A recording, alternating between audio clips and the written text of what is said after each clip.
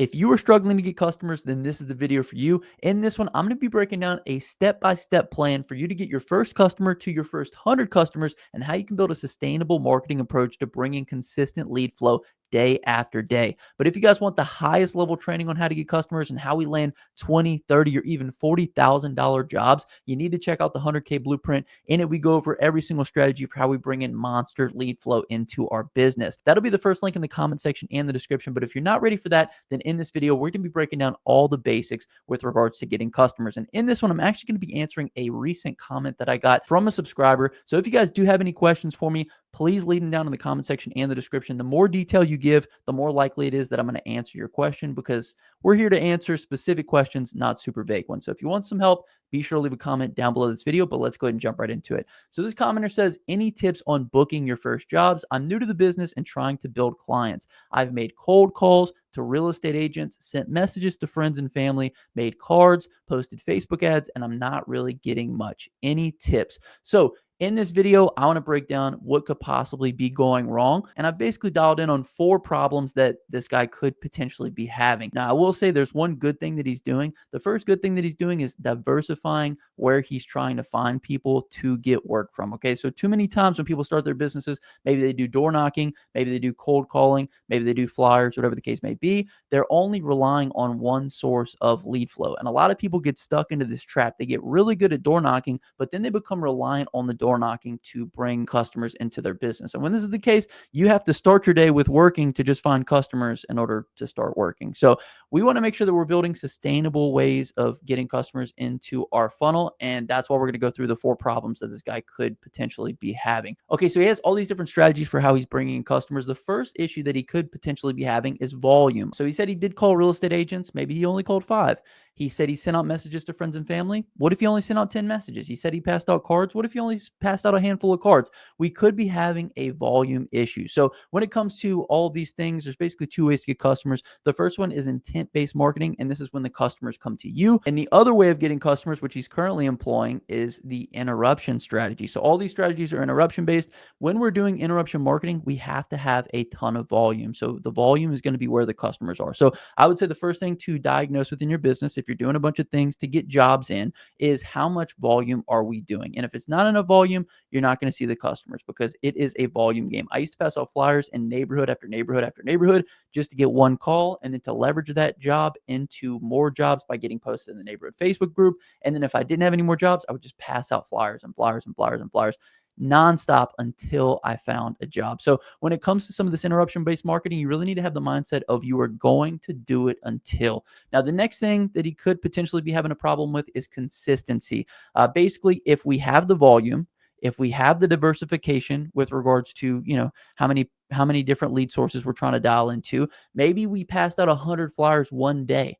We need to be passing out 100 flyers consistently day after day after day after day. So we want diversification in how our leads are coming in. We want volume into the actions that we're taking to get those customers. And then we want consistency over time. This is going to be what ultimately brings us results. So if we don't have the volume, if we don't have the consistency, then we're not going to get the customers. So it really needs to be, I message 5 people a day. I call 5 real estate agents a day. I pass out 100 flyers a day. I post to 10 Facebook groups a day, and I do it every single day. And what's going to happen is those numbers are actually going to start compounding for you. This is known as a compound effect. It's almost like pushing the snowball down the hill. It's going to start to gain momentum, and then that work is going to start compounding into more and more customers. So volume and consistency are 2 of the biggest things that we need. Another one is the positioning. So he could also be having a problem with the positioning. Maybe the people that he's messaging or the people that he's getting in front of, they don't actually trust that he knows what he's doing when it comes to doing the work. And this is one of the things that I've talked about on the channel with regards to flyers, with regards to marketing, ads, when it comes to text. If you're not positioning yourself in the proper manner, then people are going to say, I don't really trust this guy to come and do the work, and therefore I'm not going to have him do the work. So a good example that I can give you guys is my flyers are very professional. I paid to have them designed. I paid to have them printed. They're printed on good paper, so they're a bit thicker. So it just gives them more of a quality feel. So when someone gets my flyer, they are like, this is a professional company. They know that when they give me a call, they're going to be dealing with a professional company.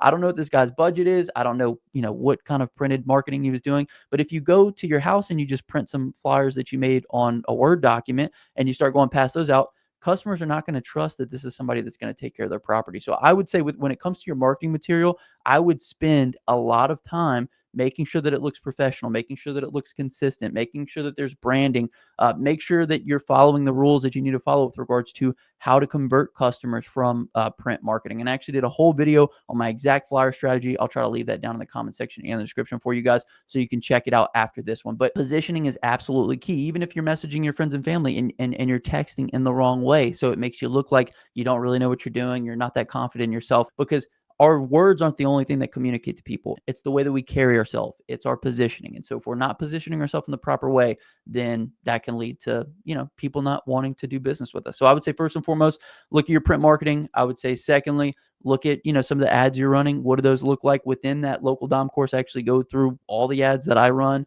what all the ads look like. I mean, these are small things and small tweaks, but they make all the difference, especially when you're doing things for volume. When you're doing them consistently, you want to make sure that the stuff that you're putting out there is worthwhile. Because I could send out a million flyers of something that I typed into a Word doc that said I do pressure washing, and get no customers. So the volume didn't matter, the consistency didn't matter if my positioning isn't correct. So that's the third mistake that this guy could potentially be making. And number four is you're not offering something that people need. I'm not sure what location this guy's in, but who knows? Maybe pressure washing isn't a big service over there. So let's say we have our volume, we have our consistency, we're diversifying our lead flow, we're positioning ourselves in the proper way. Well, if nobody needs our service, then there's not a lot that we can do. It's kind of like the saying, where's the best place for a hot dog stand? And it's, wherever the starving crowd is, basically. So we need to go where our services are ultimately needed. So I would kind of take a step back, diagnose the area, make sure that there are other people getting work in that area for the service that you're offering or the service that you're providing. And you can do that by looking up their Google listings. How many reviews do they have?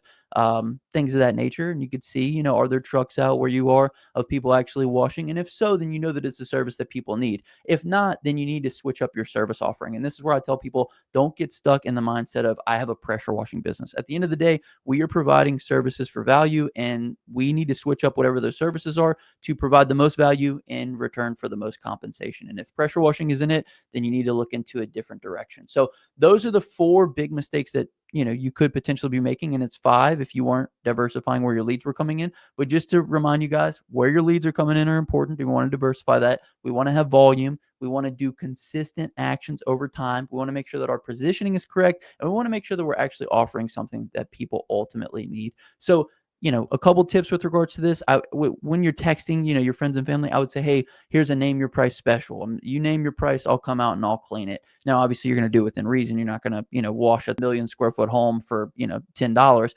But name your price, I'll come out and do it. That way you can start to build some momentum, get some jobs under your belt, especially if this is a service that people need. People are going to take you up on that offer. And if they're your friends and family, most likely they're going to take care of you when it comes to the compensation. But most importantly, we just want to get out and we want to get doing some work. So if you find yourself in a similar position as this guy, you want to stop trying to make big money quickly. Stop looking at the headlines of, people are making this much, people are making that much. Get out there and do work in return for money. And it might be a little money at first, but what we lack in the money, we're going to make up for in the before and after pictures that we're going to get. We're going to make up in the referrals that we're going to get from these customers, and we're going to make up for it in the practice that we're going to get, because all of that is value that, we won't be able to get any other way than getting our hands dirty and actually doing the job. And then once we can get these things rolling, once we've got the volume, once we're hitting in the right places, we got the consistent action, we've got our positioning, we're offering a service that people need, then we can start to transition, right? Then we don't have to worry so much about interruption-based marketing. We can go more to intent, because there are people who are actively searching out these services every single day that want to get it done. They have a high intent to purchase, and they're looking for the best company to do so. And that's all the things that we go in that course that I was telling you guys about earlier, which is going to be linked in the comment section description. But then we can start to dominate Google listings. We can start dominating Google ads, local service ads. We can start dominating with the website, and we can start having customers come to us. So if you guys want to take the first step into that direction of customers coming to you, you can actually check out our website builder. It'll be linked up in the comment section and the description as well. It's an AI website. It's built absolutely for free. All you pay for is the hosting on that site. It's built in under 5 minutes, and it's 90% cheaper than any of the, gurus out there will tell you that you need this expensive website that a web team builds and all this kind of stuff. So I'd highly recommend checking out the website builder. It's going to be linked below if you want to start going in the direction of getting lead flow from people who actually have intent to purchase. Because once you guys start dealing with people that have intent rather than people that you're just interrupting, you can charge higher prices. They want to do the work quicker. They want to get it done quicker. They're motivated to get it done. And it's just overall a better customer that you're servicing. So hope you guys enjoyed the video. If you got some value out of it, comment down below value and I will hashtag you a real one. Check out the links below. But my name is Justin, Forever Self-Employed. Until next time, hustle hard, get that money, baby. Peace.